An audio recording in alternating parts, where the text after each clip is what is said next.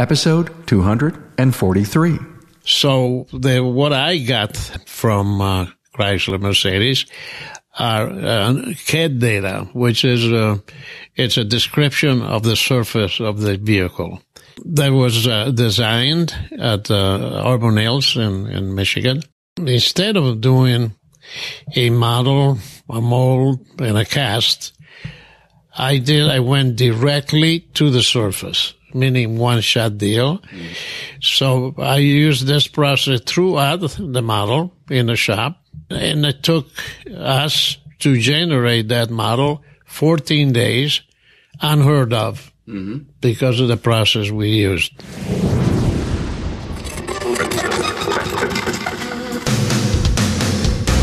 Welcome, aftermarketers, to Remarkable Results Radio. Listen to learn just one thing from today's episode on your journey to remarkable results.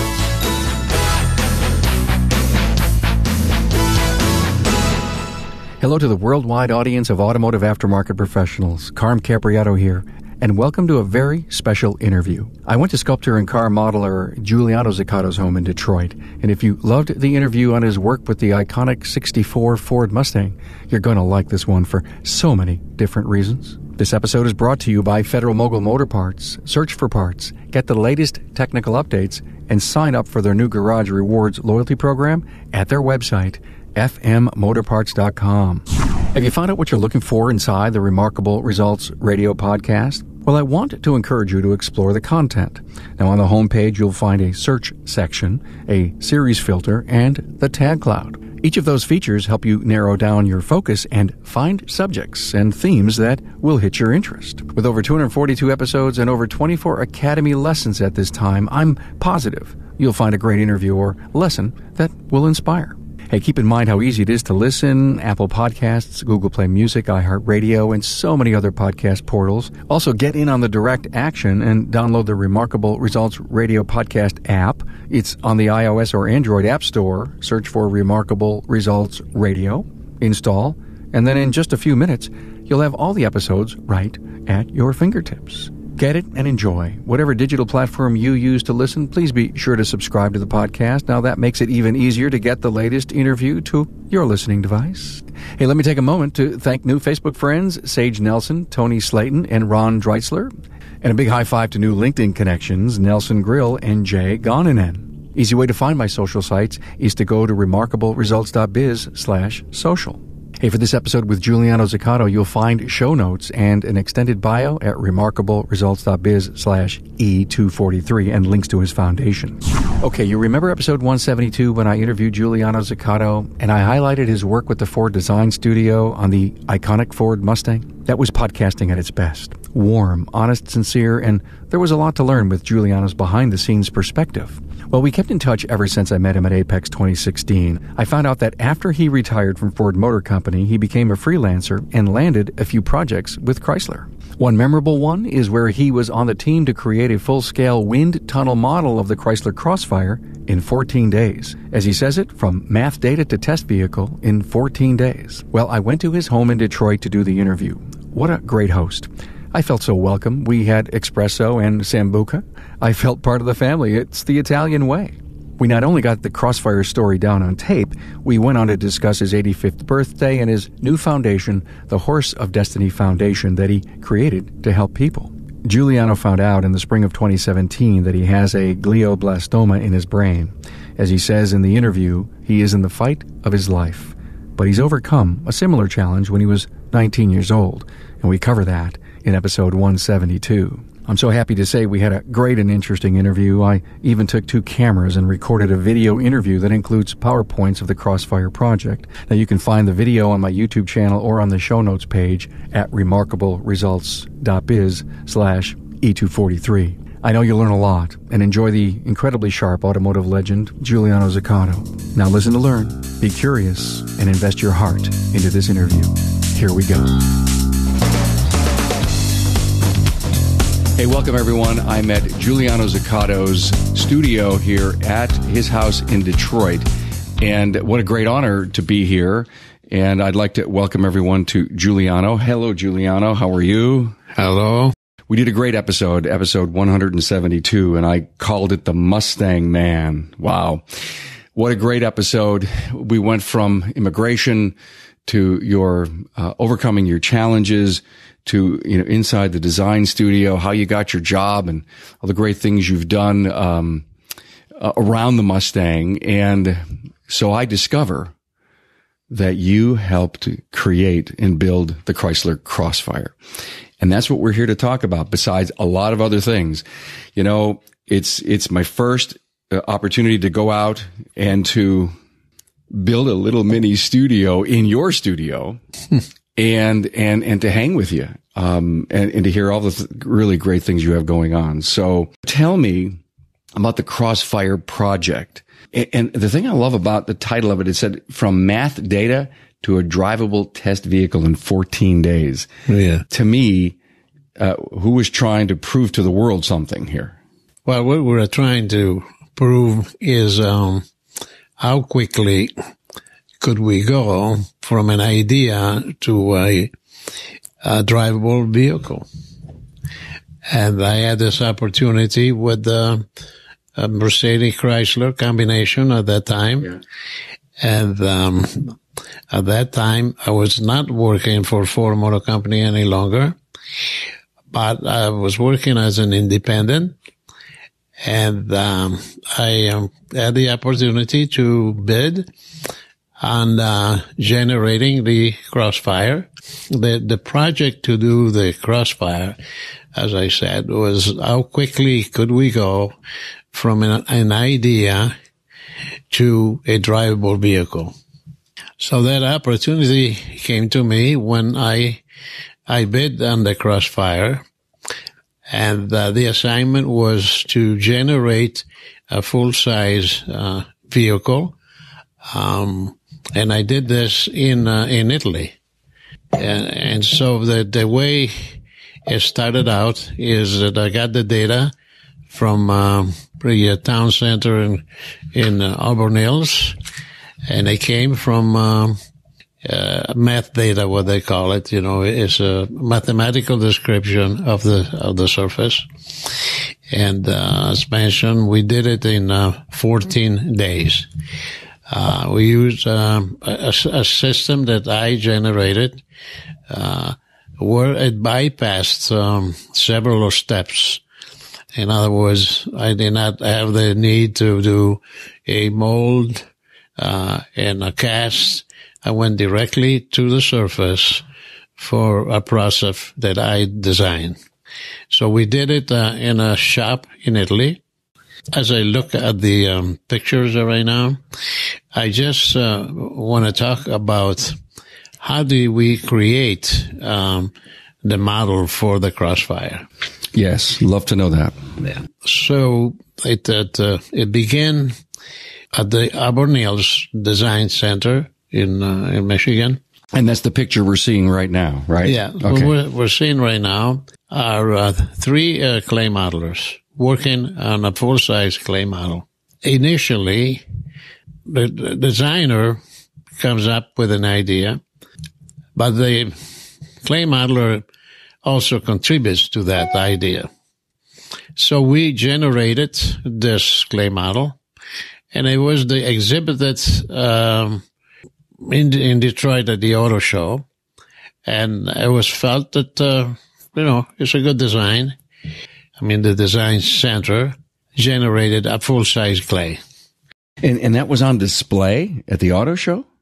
No, the clay model then was changed into a fiberglass. Okay. That would look exactly the same as you see here, but only fiberglass. Got it. Okay. Yeah. Sure. And it was really liked, at the auto show. So management decided to go further. So even though you were creating the Crossfire, they weren't 100% sure they wanted to actually build the car? No. And at the beginning, no, they was just showing an idea. Okay, I got it. An idea. Show the idea. Yeah. But I could go back and say that the Mustang actually was an inspiration for the Crossfire.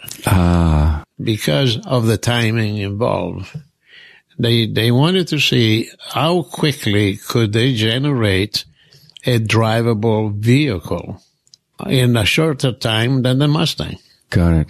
Now, if everyone goes back and listens to the episode you were in with me, 172, let me recall that it took, a couple years to do the 64 Mustang? Where is it, a year and a half? The 64 Mustang was done in 18 months. 18 months. 18 months. And so Chrysler, Mercedes at that time, they were together. Mm-hmm. They felt maybe we can push it a little further, see if we can do it even faster. The initial clay model, this is rather intriguing and interesting, was done in Turin, Italy. And it just happened to be done at the time when we had this tragic event of the 9/11. Right. Yes.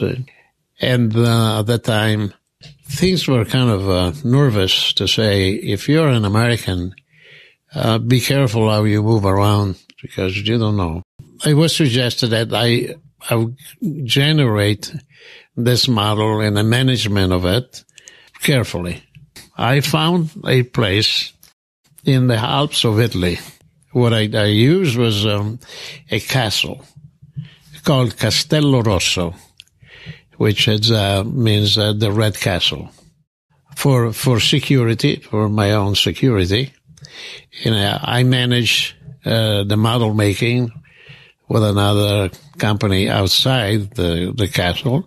So what you see there is what we use to be more secure in doing my project. I understand. That seemed to be what was right at that time in our history. Is no one really knew what was going on in the world, so you needed to be sure. Was it not only for your own safety? What was it for trying to keep the project quiet? Not necessarily. Okay. No, that was not really the problem. Okay. It was more of my concern about my own safety. All right. At that time. Okay. So this is a picture. Is this an overview of? See, this is the castle here. And you can see there where I did my work. If you see on the left side, then we see a pool in there. Yeah. Well, around that area, that's what I had my own little castle, and then where I had actually to have a keen, what do you call it, to get in there, a pass. Okay. I managed the project right there in the hills of Piedmont. And, okay, we're looking here now. How do we begin the project? So what I got from Chrysler Mercedes are CAD data, which is it's a description of the surface of the vehicle. That was designed at Auburn Hills in Michigan. These are just what they call wireframe, and just, again, another way to describe the surface. Giuliano, are those sketches or are those computer designs? No, those are computer designs, and they are actually used to mill or generate the surface. The only thing I got from them was just a mathematical description of the surface, and then I created the rest of it in the shop. I'm talking with Jonathan Zuccato, a technical product specialist with Federal Mogul Motor Parts. Now, you're visiting shops every day, so when you put product in the hands of the technicians and service advisors, what are they saying?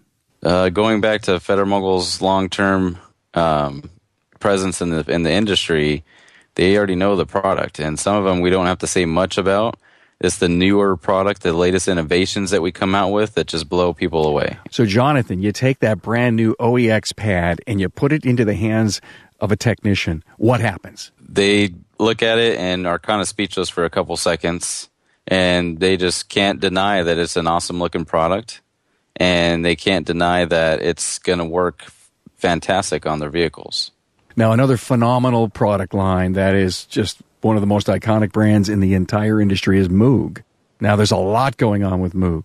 The newest thing with Moog is going to be, I think, the most important thing to the shops is a newer design ball joint that we created, and that was off of technicians' responses to a boot design. That's that compression-loaded ball joint with the pre-installed integral dust boot? Absolutely. And as soon as I pull that out of a box and show a technician or a shop owner, they just were like, this is amazing. So, Jonathan, would you say that you're a champion for Federal Mogul Motor Parts and all the premium products? Absolutely. And a champion for all the training? I'm very big on training. I've always been in training since I've been in the professional field. So just to come back and support on the other end has just been an awesome experience. Federal Mogul Motor Parts' Garage Gurus is your go-to source for the vehicle training, technology, and answers you need to keep your next job on track. On-site, online, or on demand, the Gurus are here to help keep your business and your career on the road to success. Visit fmgarageguru.com. The next picture shows my process.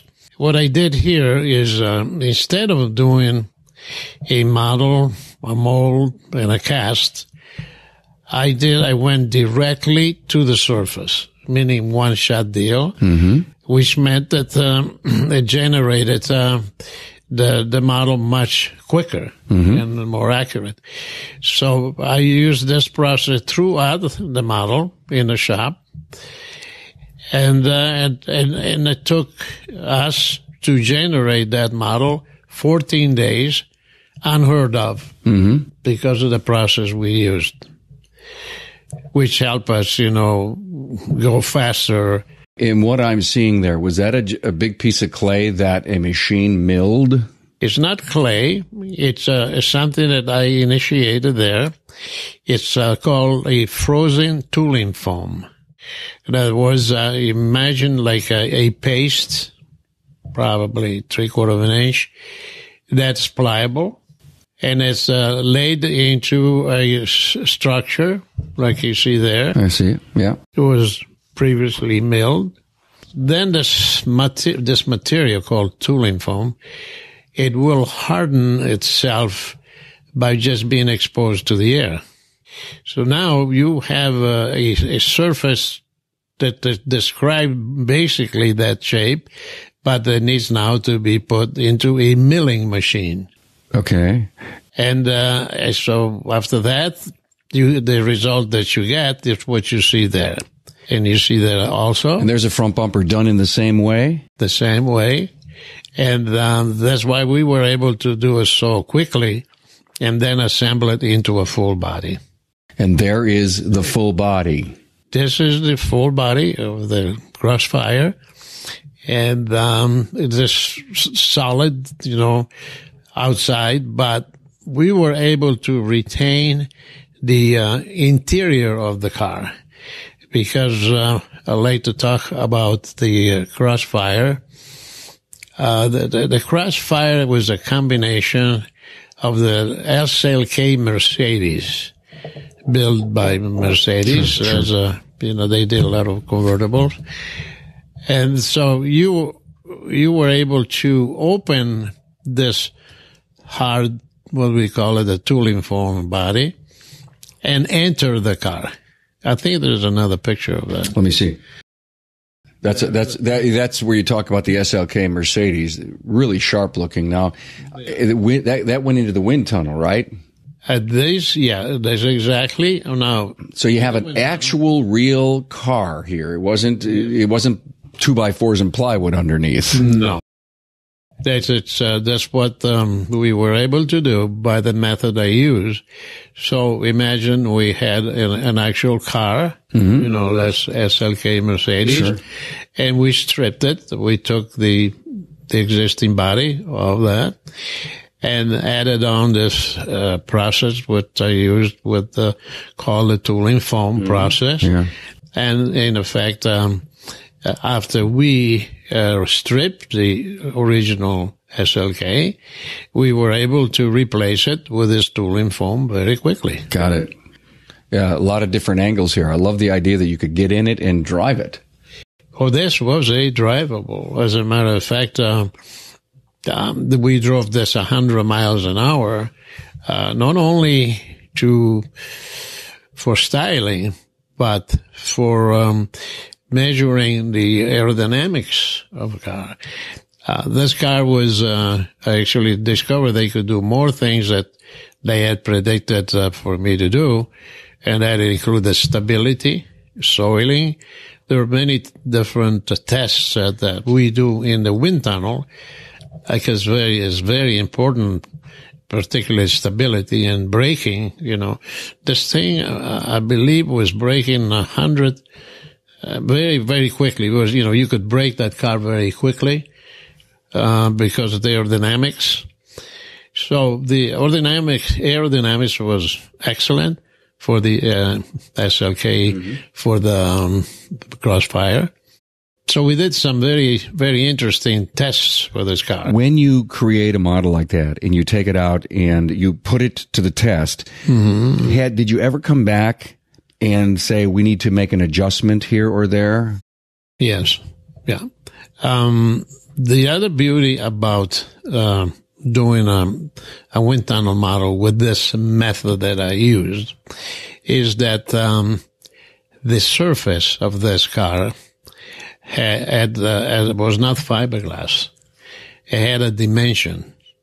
Right now, you can see that there's a thickness, and if you hold on to that, there's a thickness to the body. Right. In answer to your question, is that when you're in a wind tunnel, you may want to alter certain shapes of that.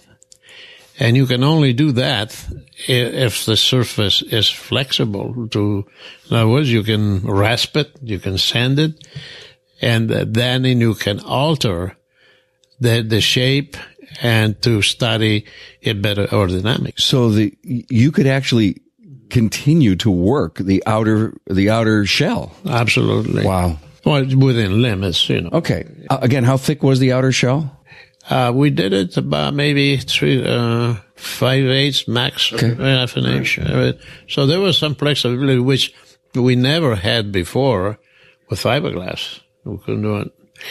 So what you're looking at now are they called the spoilers, Yeah. There's another one. There's a closer look at the diffuser. And then here's that wind spoiler you talked about. Yeah, the wind spoiler also, that was done very quickly at the end. As an alternate. And then here's I think you said this is the temporary lift.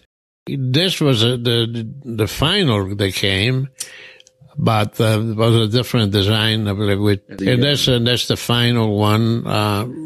I think that's the real thing. Yeah, did I ever tell you a secret? My wife always wanted to buy one of these. No, eh? Always. She loved the Crossfire. Huh. And man, when I told her that, you had a hand in that. Yeah. Oh yeah, she was pretty darn excited, but we never did. And so here's another picture: the carbon fiber Crossfire panels. Tell us about that. Yes, this was a separate test, and it's because for engine cooling. Okay, we do that to measure how well the engine will cool. Well, so this time we did it with the carbon fiber. Remember that was selected that because of the thickness needed for that, under the hood. It was thinner. Thinner, yeah, for that. Okay. So there was more than one model made. Got it. And now we went into the convertible. So did you guys design the convertible at the same time you were creating everything else, or did that come second? The models were done separately. They can make two models. One is a hard top, and the other one is a convertible, because it got different needs. But in our case, my assignment was to, first of all, generate the coupe, and then prepare to generate a convertible. So how did I combine the two to eliminate an extra trip to Stuttgart, Germany? So I designed this way where, as I built the roof and the lower part of the coupe, could be separated in very quickly when I come back to the shop. Got it. So you began the process knowing you were going to do a rag top. So you had to think about the engineering and the design. Yes. And then that they like that, of course, because, it saves some time. There's another picture. Yeah. And so that's your convertible right there. Ready for road testing. Really sharp. And this was was this in Italy or Germany at the time? This here is in Italy, right here, and it's a town near Turin. Yeah, they painted it red because they wanted to have some fun. Then the engineers in Stuttgart said that, thanks, but we need that black for the testing. You know how to design fun, though. Yeah, fun. You know how to design fun. All right, so here's a wind tunnel. This is the testing that's done, at the wind tunnel to measure this gets a little complicated and technical, and I don't really get involved with that. That's measured by different ways, but that's what happens in the wind tunnel. They put the model in there and they run all the different tests. Sure. And that's the area, that's what it looks like in a wind tunnel setting. You have a vehicle that's fixed in place, and then you run the tests, and you measure all the air the way it goes through the model. Yeah. Excellent. Next shot. Carmen Ghia, is that where the plant was? Or the Carmen Ghia plant? Yeah, Carmen Ghia built the models for originally the convertible for Mercedes. Okay. Those are some old pictures. Great old pictures. Yes, and it basically was about there. They never changed much, except these were old ways of doing it. But Mercedes-Benz hired Carmen Ghia to build their convertibles. Oh. And that's where they did the SLK Mercedes. Got it. And so this now we're... Love this picture. Now, so was that Zambuca in those glasses? What were you drinking? Oh, no.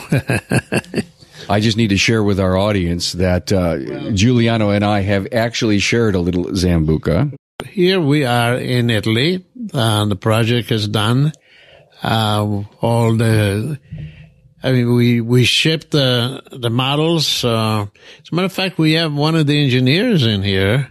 So you got Tony, Bruno, and Franco from UCIF, and of course you from your company CI, and then Daimler Chrysler, Johann Smith worked for Daimler Chrysler and Mercedes-Benz, and he was in charge and directing the project from Auburn Hills. That's when I met him. He hired basically for me to be responsible for building the model. And he followed me through back and forth. And so we work in Auburn Hills. We work in, it's a town in Italy. And then, with the other one in Stuttgart, so we did in 3 places. And at the end, when we shipped the model, now we celebrated. And, I guess maybe we had some Sambuca with them. Maybe there was. And I just did some math. Mm-hmm. You were a young man in that picture. No. I'm being generous here. Thank you. You were right, maybe 68, 69? Is it possible? 17 years ago, 16 years ago? I don't think it was that late. Incredibly talented. I mean, even to today. By the way, is it the 85th birthday coming up? 85, right? Yeah. 85, yeah. Great story on the Crossfire. Thank you so much for that. Now, when did you leave Ford? Left in 88, after 31 years for the company. I still had a lot of energy and a lot of idea, a lot of design that I wanted to explore. I left Ford Motor Company. Retired. I could not do any longer clay modeling because it's done within the studios. Right, You know, it's secretive. Right. And so I said, well, what else there that I would love to do? Let me look at engineering, because with engineering you have more freedom to explore things which are not tied in exactly with styling. You know, I interviewed with, of all people, Jeep and Truck in Detroit. They were interested in some of my ideas. So I bid on a project to do a wind tunnel for Chrysler at that time. It came to me with the Dodge Ram, you know, the Dodge Ram, sure. The new Dodge Ram. And that was rather phenomenal what happened, because I was unknown outside Ford. They were intrigued by my ideas. So the project was to create a full-size model of the Dodge Ram. So they thought, well, you know, he's talking about these ideas. Let him have it, you know. If he fails, we just don't pay him, you know. Well, there were, I think, 3 or 4 suppliers that wanted to bid on this, and we bid. So the project was to create a full-size wind tunnel model, you know, and the competition received, like I did, some very preliminary information on the Dodge Ram, and they quoted 3 months to do it from math data from Chrysler. I did it in 3.5 weeks. And that opened everything for me for the following 20 years. I never stopped generating models. After 31 years at Ford, I built, as I said, 30 years, for a total of 50 years. First in design, including, you know, the Mustang and all those models, and then going to the engineering models for it. And that's when I bid on the Crossfire, and you know, the rest of the story on that. And the rest is history. Now, what a great career, your whole life. And I just encourage all of our listeners to go back and listen to episode 172 and really understand that this man really overcame some incredible challenges when you were young. Now, let me talk about the Chrysler project, the Crossfire project. Did Chrysler give you guys all the room in the world? Were they involved heavily with you? What were any challenges you could share with us? When you design a new vehicle, in this case was like clay model, and you have your challenges, you know, with engineering and all of that, which really I had no part of that. My part came in when I received the data. Got it. To materialize that model, the Crossfire, in the way I did it. And by eliminating certain steps and shortening the process. So I didn't find any challenge at all. Okay. That I recall. As a matter of fact, I was able to improve certain way to do things, and most importantly, by shortening the process.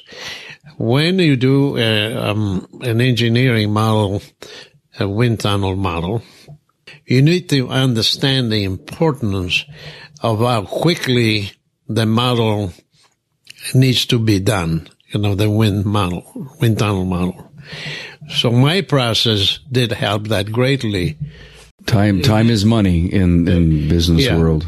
But one most important thing is, let's say you want to do a test that will last maybe a month back and forth, you know. But if you find the shortcuts, then you reduce the time to measure the aerodynamics and all was needed for that. The big payoff is that you reduce the time all the way down to manufacturing. the fastest you can do it. Quicker to market. Yeah. Quicker to market, you know. And so that was pretty exciting. Then that I had a part in that, I'm sure, we Giuliano and I met at Apex in Las Vegas last year. And I think within 30 days we had an episode down, and we've kept in touch. Oh yeah. Look at that jacket. Look at the emblem on the jacket, everyone. Mustang Club of America. You have some lofty goals and ideas of how to spread the word of you being the Mustang Man. What has gone on in the last 3 or 4 or 5 months? How many Mustang clubs have you visited? But you've been out there. Remember you calling me from Florida one day saying, I'm down here. I had an interesting episode there with the Mustang clubs of Naples and Fort Myers. Right. And one time the clubs were just one. But then had something happen and they split. And they were not really communicating with one another. This is in Fort Myers, But this period that I'm going through made me think a lot about life and, what it is all about, And then the beauty of being together and communicating. And I thought, wouldn't it be nice if the two clubs would get together and have a dinner, So I had someone that made it happen, and they put to bed a tribute to me. Wow! And we had a nice dinner, and I did my talk, and then was a dance. Debbie was there. We had a beautiful evening and celebrating, life, right, and forgetting about the petty stuff of life. Great wisdom. Great. Very good. 85th birthday coming up. 85th. Yeah. I guess you're planning a pretty big celebration. Yeah. Yeah. And why not? When I'm 85, I'm planning my own too. Sure. Absolutely. Right. And where are you going and what are you doing? Before my birthday, Davey and I, in about a week's time now, we're taking a cruise. I bet you're going to Italy. And yes, we're flying to Rome, and then spend 3 days there. Then we'll go to from Rome. We'll go to the Italian Riviera, Portofino, and all of that. When we get back, then we'll have my birthday party. I have Billy Mack and the JJJ. I met Billy Mack one day when he was playing his band, and at that time I had written a song called Mustang Man. Wouldn't it be really cool if you could sing that song at your birthday? I'm planning to, yeah. Oh. My lifetime now, I'd never sung in my life, but if I have enough Sambuca, maybe. I just want everyone to know that, I'm just checking the screen. We have had Sambuca. We have had, espresso. And it has been so much fun. And I know you're going to give me a tour of some of your sculptures here when we're done. Yeah. Well, okay. I would say that, if I look back on my life, when I left Italy at 19, I encountered several challenges, and some pretty tough, but I survived them and kept going. But near it at 85, got a real surprise here. Yeah. Because it was hard to take. Right. Because of all the plans that I have. I know. To do, to do. And, frankly, what happened is that, my luck really changed this time in a very drastic manner. Yeah. And, discovered that I have a tumor, a serious tumor in my brain. It's really, affecting me now. But I'm fighting it. I'm trying to fight it, and already went to 5 different cancer centers in the country. And, we're planning to do more, just not sitting around, and, see if we can, I don't know if they can defeat it, but at least slow it down, that I can still function. As I said before, I mean, you can take my sight away somewhat. I mean, I can still see. I can't read. I can write. Driving is iffy. So it's a big chunk out of my life. Sure. If it weren't for Debbie, I mean, I would function. So tell me about the legacy that you want to leave. Talk to me about the Horse of Destiny Foundation. So as I wonder about my life now, I'm near 85. The number is important, but I do different quotes. I say different quotes. If you keep the spirit young, you will never die old. I like that quote. I think you told that to us in our Mustang episode. Excellent. Yeah. So as I ponder about life now, and I said, what is this all about? Is it personal gain, financial gain, and but not for me. The biggest gain today is to help people in need. That's my biggest goal. So with that in mind, then I formed the Horse of Destiny Foundation. Right. With the intent to help people in need. And I feel that if I can reward other people, I reward myself.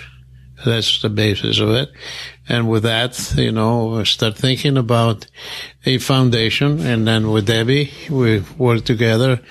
We work really hard to put together with the attorney, put everything that's necessary for a foundation. The Horse of Destiny Foundation. I see the web address, horseofdestinyfoundation.org. .org, yes. And you plan to raise funds to award support to people? The idea actually is very simple, is to, as we have now, we have a board of directors. They're all volunteers. No one gets paid for anything. Okay. We welcome volunteers. Let's say if you would be interested, let's say to do one project. Your project would be, okay, I have someone in need, and I'd like to propose something to the foundation. Got it. And that's simple. Then the board will examine it, and then when it is approved, then the rewards will be made to who needs it. Right. So it's that simple. Lately, I even thinking of deeper than that, where people go to die, the hospice. So I felt, why don't we start there? We raise funds for the people that are dying, then, and the board examines that everything is real, then what a better place to start to give enjoyment to someone that may be living just a few days. Sure. Do something special for them. That's my goal, and that's Debbie's goal. And Debbie's been working with you on this. Debbie, why don't you come over and sit in my chair here for a minute, and we'll introduce the world here to you. And I know you're working so hand in hand with Giuliano. I'm going to get up and out. This is Debbie's goal. She's part of the board. She's part of the foundation.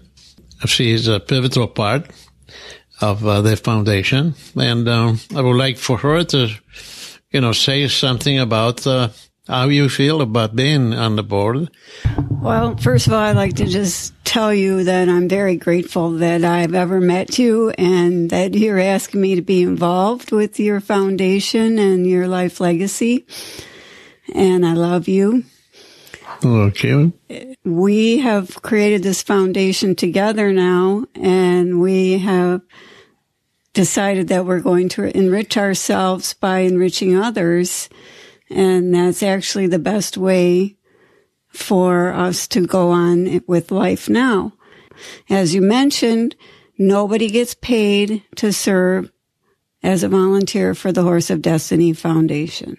Once the donations have come in, we'll be able to take applications from people who need help.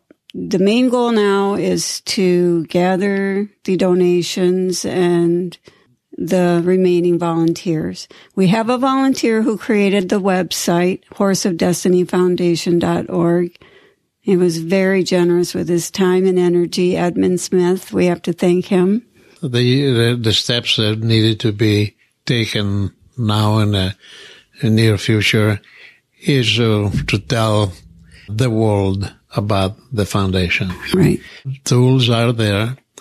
I believe that Mustang organization that's worldwide. There are more Mustang clubs of any other clubs in the world. Right. The first donation came from Ponies in Paradise Club to our foundation. Exactly. Yeah, that was great. And Red Mustang Registry, the Red Mustang Club, is making our foundation their charity of choice for 2018. Idea now is to begin with the Mustang clubs and use that as the vehicle to broadcast about the foundation, right? And yes. We have an event at the Grand Hotel where I will be speaking about the foundation by life, and obviously I'm in the Mustang. And then talk about the foundation. And I did a similar thing 5 years ago, and so we'll repeat it on the 22nd of July. And there I will take the opportunity to talk about the foundation. And there be, many people that come from different parts of the country. And that, like I said, an opportunity to talk about the foundation. And of course, the other one that's being organized is by an Italian Mustang club, where they heard about my story. They wanted to do an interview, and then they said, even better, why don't we invite as many clubs in Europe to come and visit and give you a tribute in the same town as where I was born. So with that in mind, Debbie and I are going to Italy for a month, and I will have a Mustang and my Mustang. And then by choice, I want to stay in the river town where I was born. It used to be a larger community, but now it's just the sawmill, and there's another person that lives around there. And I chose to stay there for a month to relive those moments where I grew up in my hometown. Pay tribute to the Mustang. And in exchange, I'm offering them a concert in the vineyards, honoring the Mustang. And at that one point, then I will talk about my foundation. So what I'm trying to do, and Debbie and I, is to make people aware of this foundation. So today, with all the tools that we have available, just think how we can go global and talk about our foundation to help people. We can take advantage of doing this by the tools that we have. Giuliano, it was so great to be invited into your home, to have my second interview with you, to talk about your challenges today, the foundation, your big 85th celebration coming up, and the behind the scenes on the Crossfire. And not too many people probably realize that you had a hand in that. Yeah. Thank you so much. Appreciate that. Well, thank you. It's been a real gift for having you in my house. We shared some espresso. We shared some sambuca. And now I'm driving home. And now we'll be sharing life together. Yes, we will. Thank you so much. Sure. Thank you, Giuliano Zuccato, for this interview. Visit Giuliano's show notes page at remarkableresults.biz/E243, where you can see additional pictures and watch the video of this interview. One thing I can say, Giuliano was very sharp at 85 years young and in great spirit while fighting such a tough medical issue.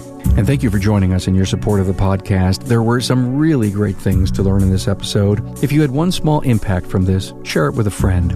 I'm positive you'll find a treasure trove of wisdom in the archive of more than 243 episodes, plus all the Town Hall Academies. If you got a question or comment, email me at carm@remarkableresults.biz or head over to the contact page on the website.